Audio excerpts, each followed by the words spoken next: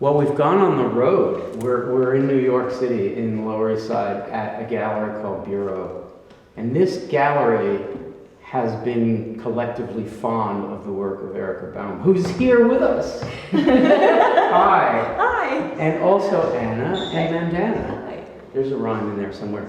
We're very excited to be here at this show, Erica, and we'll be asking you about it. But it got our attention because the title of the show is what? A long dress. A long dress, and it's explicitly a reference to a tender button that is dear to us by Gertrude Stein. I guess the first question is, why that particularly? Did that actually lead you to the dress patterns, or was there kind of a back and forth for a while? I'd say there was more of a back and forth. I think that in a way Stein is kind of sort of there as, you know, using the word current, there's a sort of undercurrent of Stein going on in my head. So when I'm approaching things, I have a bit of that sensibility in the approach. And then as I was working on this, it started to come together a bit more. Do you want to explain a little more about what you've done here? Yeah, I'll talk about how I arrived at this work and then try to explain the way in which it seems Steinian to me.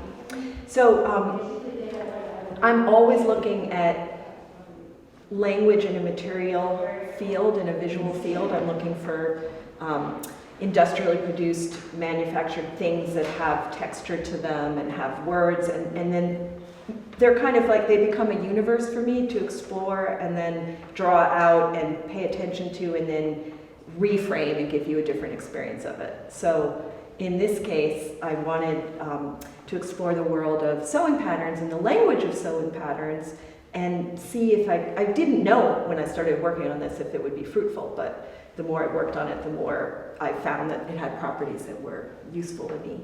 And so, to me, these works here are kind of at the core of the series, and also some of the first things I started doing. And the way in which it's Steinian to me is, I think one of the things I really cherish about her work is the way in which words are like objects. Each word has this kind of way in which it's like they're almost like little building blocks of words that you can kind of savor and interact with, and I feel like that's kind of a nice analogy for the way I'm looking and working, because I'm trying to isolate and give you a word and let it resonate, and you're not going to see a sentence here entirely, or at least not a logical sentence, but what you're going to see is words that kind of open out, and I feel as though that's kind of it fits the kind of way in which I appreciate Stein.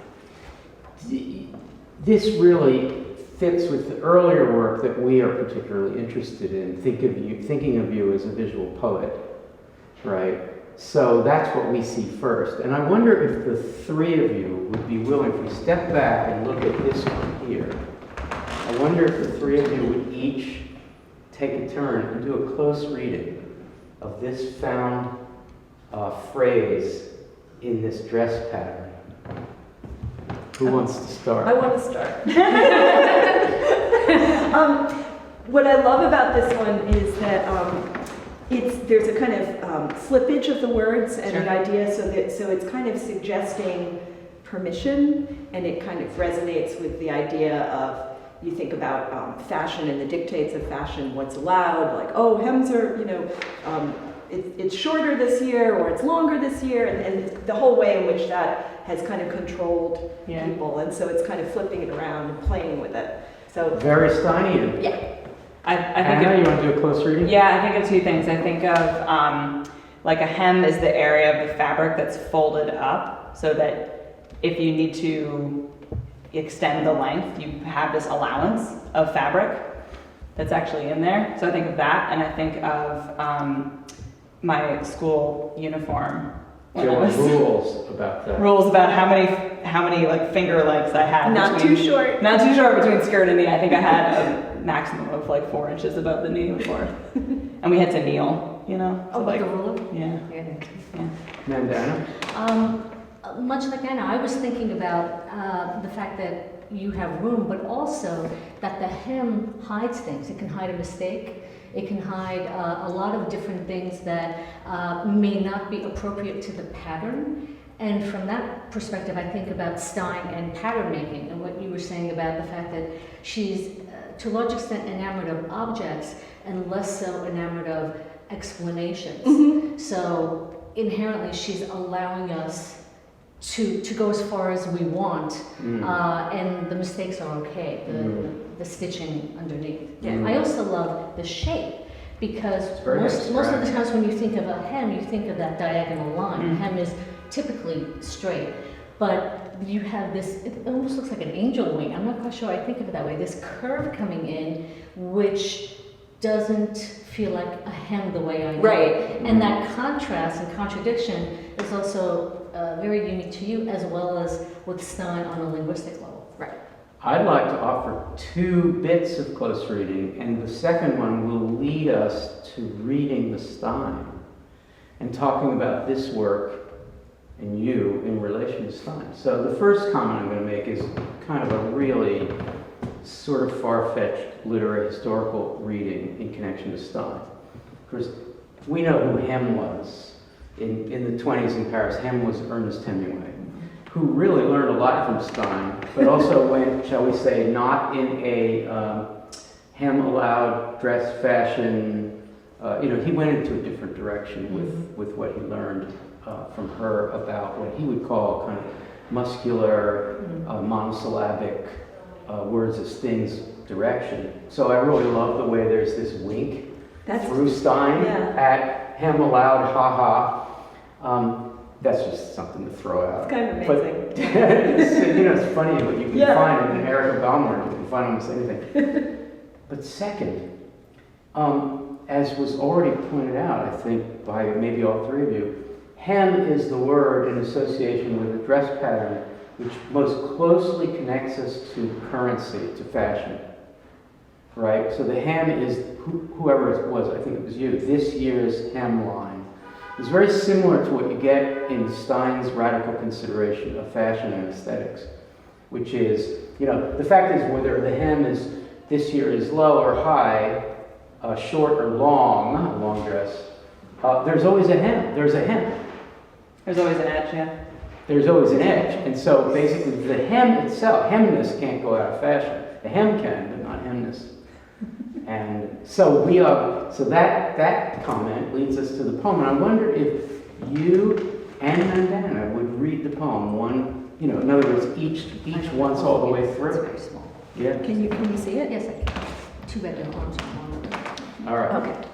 Actually, I have to look closer. Okay. Sorry. I'll hand it to you. And then we'll go forward. Okay.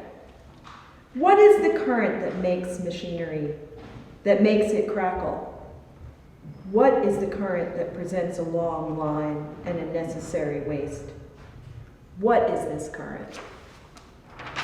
Thank you. What is the wind? What is it? Where is the serene lake? It is there, and a dark place is not a dark place. Only a white and red are black. Only a yellow and green are blue. A pink is scarlet. A bough is every color. A line distinguishes it. A line just distinguishes it. I'd like us to move to this next piece, but before we talk about it, maybe we'll do a close reading of it. I want to ask Erica to say specifically how you interpret that piece, because Bureau has made a big deal. The New York Times in its review, I mentioned it. The New York Times has written a review, a very positive review of this show. As well they should. So it's your turn right here for the record to say something about the relationship of that piece to what you're trying to do here. Well, the way I think of the poem, I think of the Steinian continuous present. And so in a way, that idea of the present is something that when you're making work and you're interacting, you're in a moment. So there's this kind of continuous present in the action, the process of making the work. So there's kind of that idea. And then the word current is always coming through, and I think of, specifically I think of a sewing machine, like think of electricity, and I think of, she was there in the Yeah, poem, yeah, yeah. And so are you. and then there's another aspect of it, which when we go over and look at the other side of the wall, the colors and this whole idea about colors and her, it's kind of like her relationship to specificity and abstraction, which in a way I think is also what I'm always doing. I'm Really giving you are. something very specific, but at the same time, your experience feels abstract. And so it's kind of like an abstract experience out of like a thing. So, Right. So this work, to think of this work, what's fun about that for me is that this word place, I've always been drawn to things that are like pointing and specific, and yet, where are we? So it's that kind of play. It's, the word place here is kind of indexical. Normally the word place is thought of as this giant abstraction. And as you said, you share in common with Stein this idea that there's really no such thing as an abstraction if put in a context like this. Right. Right? So Anna, there's so much to say about this. Do you Yeah. want to do a close reading of this piece? This is a marvelous piece. Well, this just makes me think of the way that we've encountered Stein in the quote-unquote original syllabus ModPo videos, of thinking about when Stein refers to an object, she's interrogating that relationship between the word and the denotative object. And this is such a great example of that, because there's place and then literally an arrow. So it seems to be, So the arrow suggests that pointing property of some but words. it's pointing to a nothing, right? Pointing to a line. But Well- of course in sewing that might be significant, pointing to a line. Well, I guess you would maybe place the, I don't know that much about sewing. I know less. Bad lady over here. The, Hardly. you could argue, I guess, maybe, like, I meant to talk to my friend who actually does know about sewing patterns before coming here. But you could play, maybe you're thinking about where you actually place the pattern and the fabric over top of the pattern. Like, this could be telling you directionally to do something. Or it could be pointing to, because you could argue it's pointing to the line, you could also argue that it's pointing to the nothing right above the line. So it's a verb. Yeah. Mandana, your thoughts? Actually, I love the fact that it's both a verb and a noun. A place and to place. So you could look at that any way you want. And with respect to what you have all said about abstraction and also a lot of specificity, I like the darkness of those lines, and then the lighter colors, which we assume is beneath it, but It you're is, seeing it it is. through. Because I remember those patterns. We had to do them in home ec, which they don't have anymore. But in home ec, you had to do sewing, and you got the little patterns and all. And so when you would fold it, you might see something underneath. And then this above it, we're not really sure what that is above it. I mean, you could assume that's some sort of button or something. So it's in the wideness of that. And then also more specifically, is the place right where the place is, or is the place where the arrow is pointing?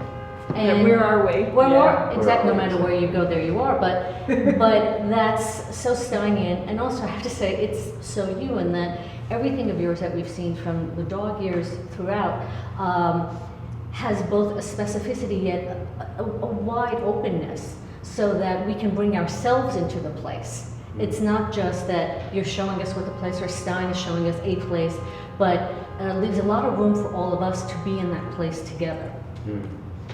Well said. We're going to move to the next piece, and then we're going to take a quick break and go to another part of the gallery. So now here we really bring another aspect of the Stein long dress back in, I predict. So Erica, you want to start? This is a particularly great one.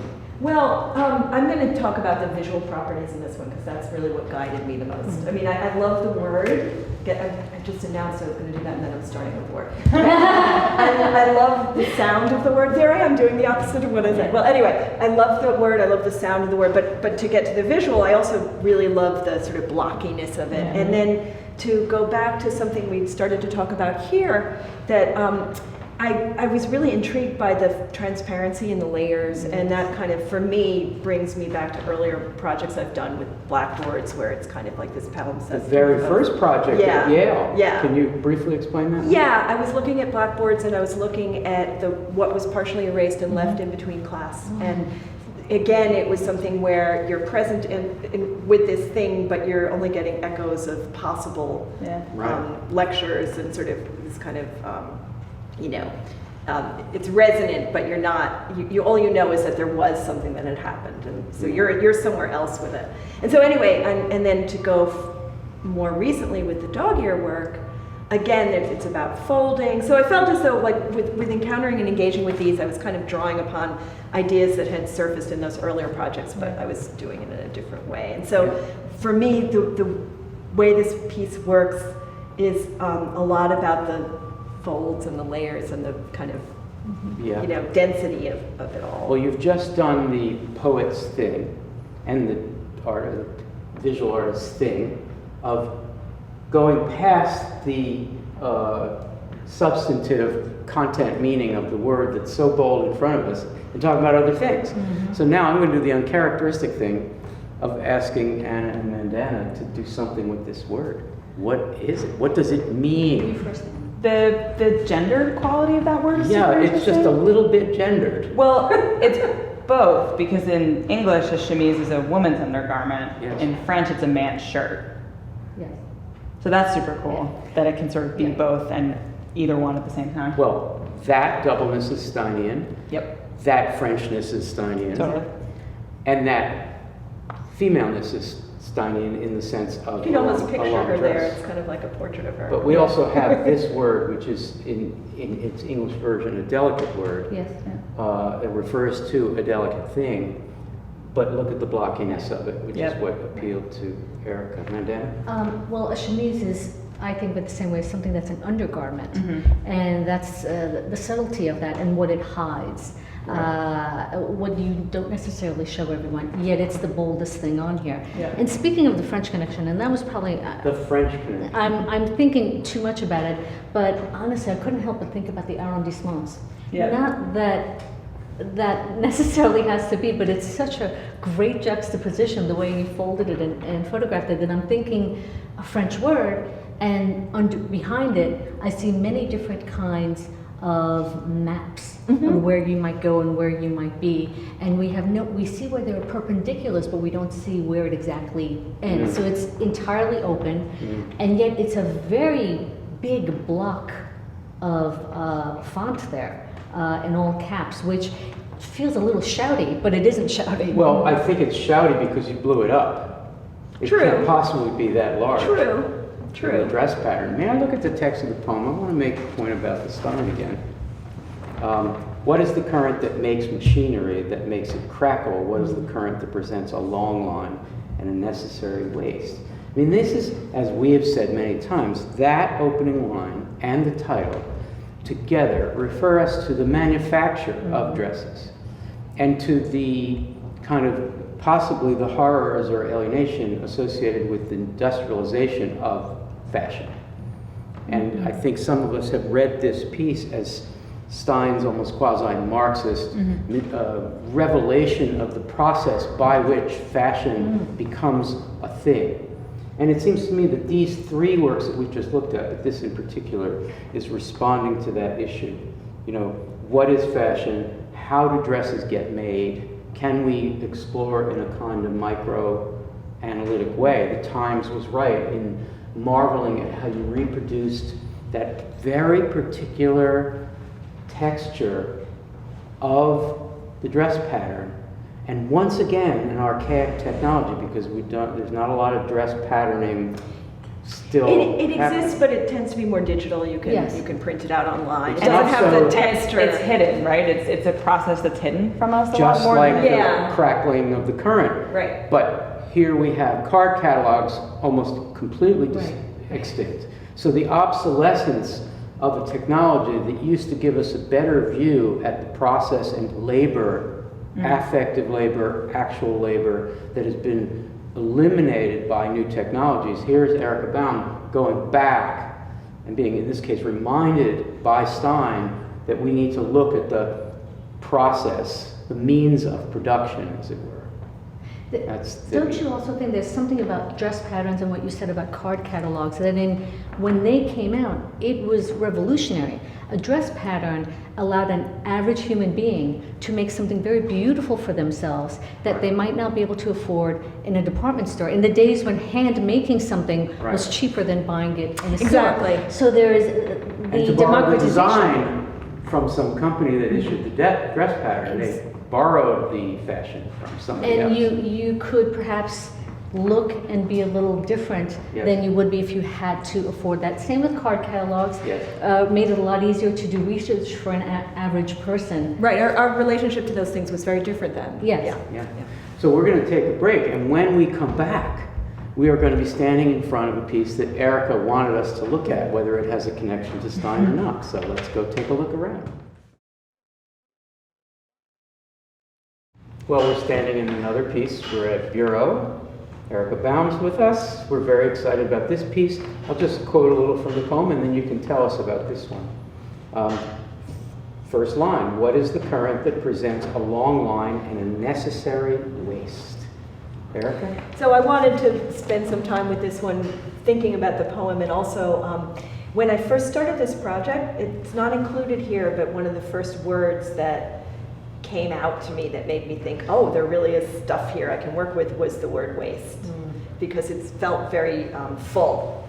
And then there's another layer of this to present it here as an example in Spanish. And one of the things in this project that I've also enjoyed is that in that sort of same spirit of democratization, you're seeing things in different languages, and the idea being that this is meant to be as accessible as possible, so accessible for everyone. And so just to remark on the language and why we're seeing this in Spanish. And beyond that, a What does it necessary waste. And it means waste in Spanish. And so beyond that, a necessary waste. And that way in which Stein will sort of declare something. Yeah. And then you're not entirely sure what that means, but there's something so kind of purposeful. Yeah. Bold, Yeah. right? Yeah. She'll make a claim. Yeah. So I'm going to use a cliche, Erica, but a lot of people say when they honor an earlier poet that she gave them permission. That seems almost literally the case here, right? Well, like I've said before, I think in a way it's sort of, it's really hard, it's like a chicken and egg thing in a way. It's hard to say because I think that my sort of affinity for playing with language then was kind of reinforced and supported by my appreciation of those things. It's sort of in a way almost hard to say where that began. Yeah. You know, I don't even really think I can say. I don't think it's the right question. But in this case, I think that it's very declarative and very yeah. It's very bold, partly because of the X. Mandana, your thoughts on this waste in Spanish and the big X? Well, I just like you were before, I had a whole nother thought until I listened to you talk, Erica. But the idea that a waistline is considered to be kind of the middle of something, and poetically, typically there's some sort of waistline with a poem, and it's a necessary waist. There is a before and an after to the end. So I was thinking about that. I'm also thinking about how bold and red that is. And It's almost bloody. It is. Dripping. It's almost dripping. It's a very bright red. And again, thinking of the X marking the spot, I have to ask, if you don't mind, where did the Spanish element of this come in? Well, you know, a lot of these sewing patterns have the word in English, then the word in French, then the word in Spanish. Sometimes they have, in this case, because these are framed, the way I'm choosing to frame it, French and English would be In red also. yeah. So, Anna, what are your thoughts about this one before we move on to the next? So I don't speak any Spanish, but a word that also occurred to me as like not exactly homophone, but a sound cousin of Cintara was Seizura. Oh, wow. The moment in a poem, especially like an Old English poem, where there's like the line breaks happen in the middle of the line as opposed to like at the end of the line. And that felt to me like a kind of a Steinian thing, and also a lovely poetic potential tie-in. It might be a stretch, I don't know. He's playing with it. I have to say that makes me want to talk about Yeah, we this should. Okay, we're moving on to this one. Tell us about this one. Go ahead. Well, Because it's in French. It is in French. I do speak French. La ligne brisée means the broken line. And also line is a little bit important. Certainly stunning. Do you want to find the line in Yeah. there? Line refers in the poem not just to a guide line, the line of the dress, as in a line, but it also refers to a particular set of fashionable instances. So this falls a line, right? So, and of course it refers to poetry. Yeah. But a line distinguishes it. A line just distinguishes it. And again, say what this means. La ligne brisée, the broken line. It's broken line. You did it. Yeah. I mean, in a way, it's a cousin of the X, right? Because waist's usually, either this is the thinnest waist ever, or more likely it's saying no to the waist. Yeah. And here we have a line broken. Which They would have go been together very nicely. that would have been a neat sort of teens, 20s thing, because the early aughts, the wasp waist was very Right. much in fashion. corset. The corset to make that super tiny, Yeah. you know, the Unnatural. ideal was like a 16 to 18 inch waist, and then, but in the 20s and 30s, the fashion was more to go straight. Yes. Well, and of course, Gertrude Stein, let's just say, advocated the straight fashion Right. for herself. And so in this poem, she's interrogating that whole question of what is a necessary waist. Right. What if a waist was not necessary? Right. Which Right. is sort of what she's saying about the body of the modernist poet. The, It's the, very lang- radical. the language that she uses also, she's saying what is what makes a poem? What's the necessary waist to a poem? Right. And I think we'd all still agree, was pretty radical about what makes a poem. Right. And in, I guess maybe that last line, she's focusing on the line is what makes the poem a poem. Not necessarily the meaning within that line, but the line of, The fact of the the line. fact of the line makes the poem, it just distinguishes it. It's silly to fantasize were Gertrude Stein to wander around the Lower East Side and come across Norfolk Street and step into Bureau and see this, that she would count this as poetry. But I just want to stipulate that she would. Yes. She She's totally here. would. She's here. Let's reconvene at one more piece, Okay. and then we'll talk about it.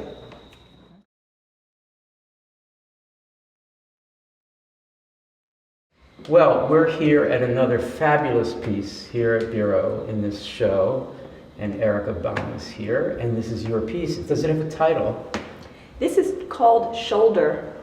Although, you know, it could be called something else, but there was something about her posture, and this particular diagram happened to be about addressing the requirements of a shoulder in a pattern. So This has Love that. more Addressing the found requirements of language, more found words and letters, unlike some of the other pieces which gave us a whole word. This is giving us pieces.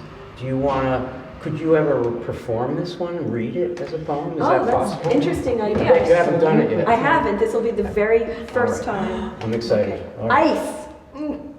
Slasevene haunt.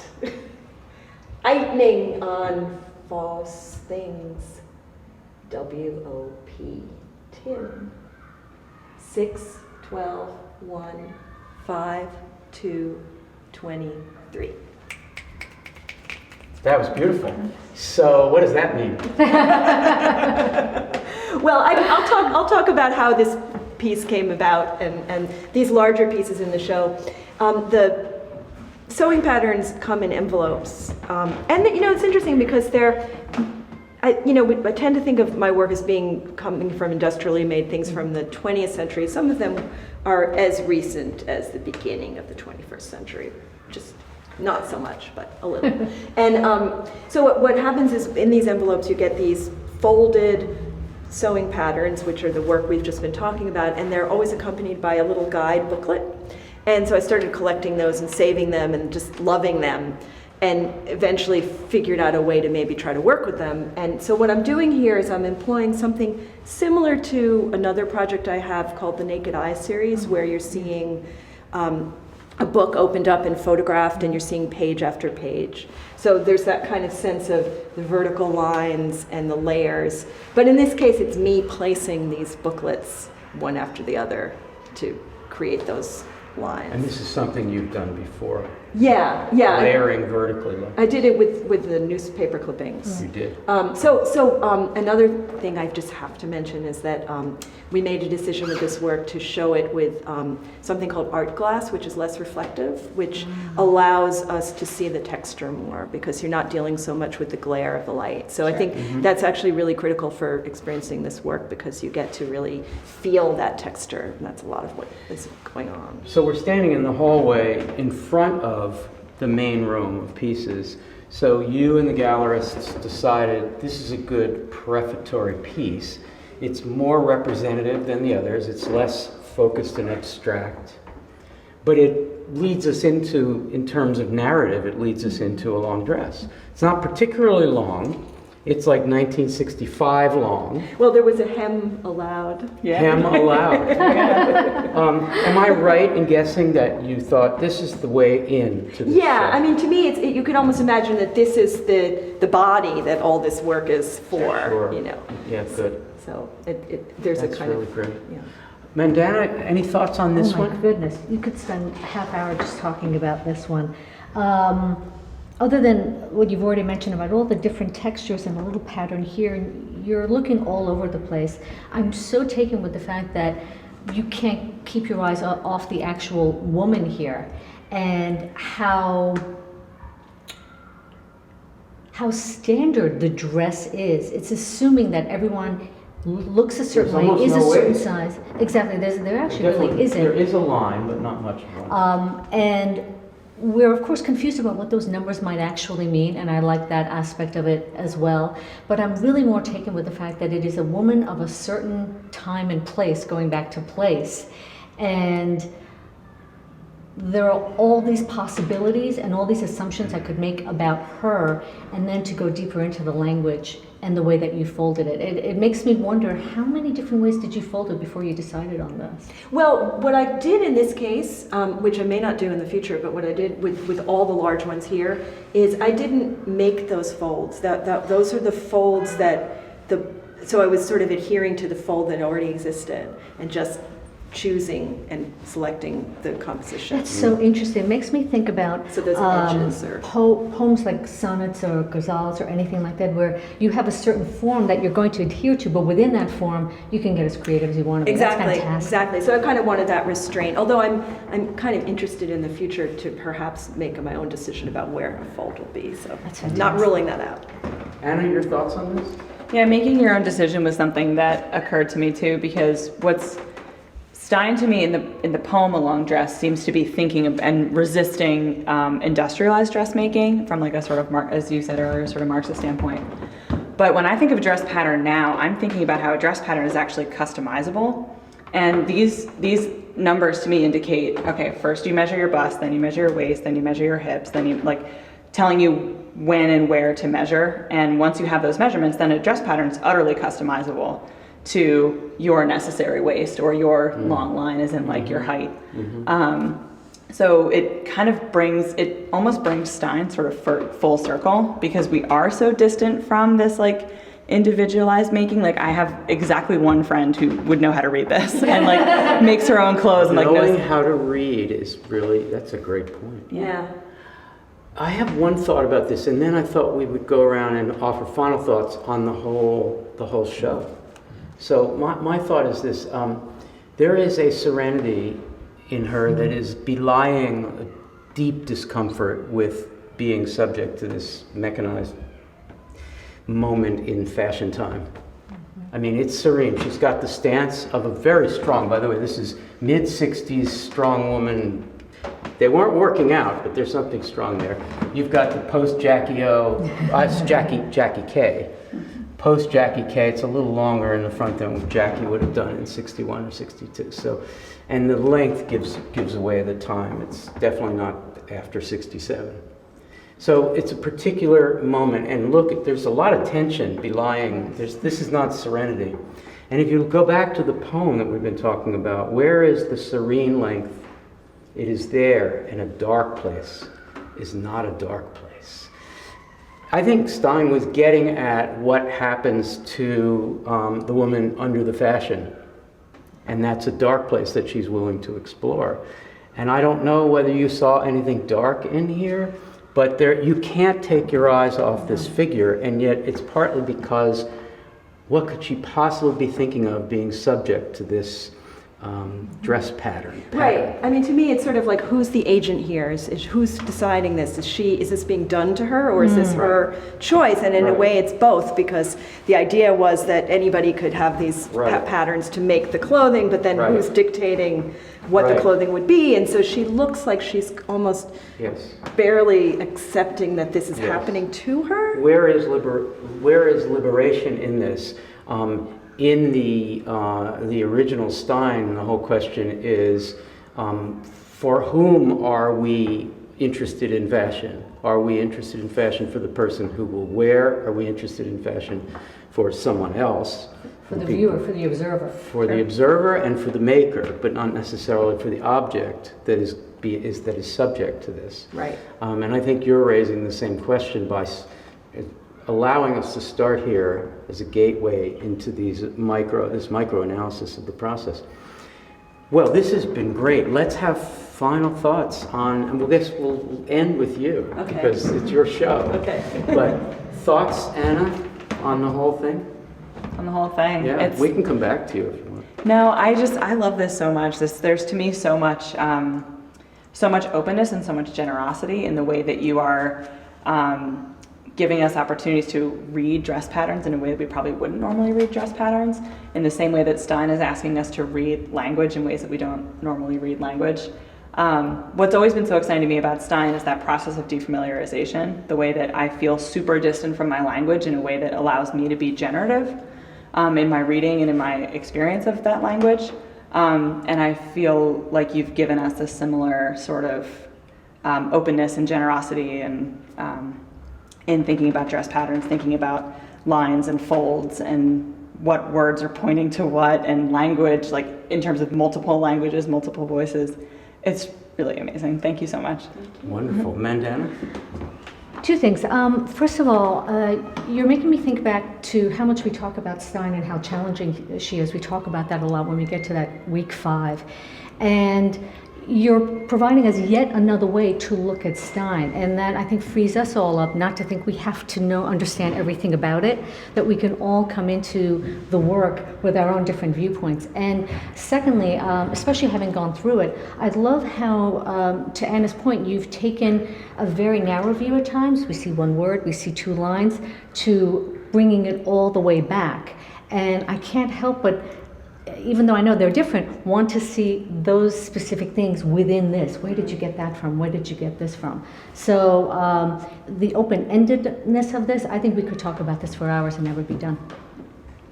Well, I just want to say thank you all. It's really wonderful to have this discussion, and I love being here with Stein. It's wonderful. And I feel like, for me, I sort of feel like it's going back to that idea of the continuous present. There's this feeling like we're all here with these things. We're all kind of just engaging with them, and there's no beginning or end. If you think about Tender Buttons and the relationship of the titles of the sections and then the thing, and it's always at a moment disorienting because it's telling you this, and then you're reading it and you're like, where am I in relation to this? Our preconceptions that we bring to this. Yeah. And so I'm kind of, in a way, trying to do that too, where I'm giving you something that is sort of familiar in terms of what we're seeing on one level and then defamiliarized on another level. And anyway. Well, I want to make some sort of, I was going to say grand, the opposite of grand, just sort of large points about what we're doing here. One thing is we're emphasizing the idea that visual artists and poets have something to say to each other. This is, of course, the hallmark of your work, but not just your work. I think that the conversation is under-heralded that's happening. And I think for people who start with poetry, who start with Tender Buttons and realize the powerful effect, whether it be Erica Baum or Tracy Morris, who's also been working with Tender Buttons. Tender Buttons is, to use a cliche, generative, and to see it happen in this space is great. And speaking of this space, so this is Bureau. We are at Bureau at 178 Norfolk, and all you have to do is set your favorite search engine to Bureau on Norfolk, and you'll find it. But if you're nervous about that, just you know how to get to the F train, just stop at 2nd Avenue and walk a couple of minutes. By the time you get here, it's quite likely this show will be gone, but there'll be something else. So, Mandana, thank you so much. It's a pleasure. Anna, Thank you. thank you. And Erica Baum, always such a pleasure. Thank you all. Yeah.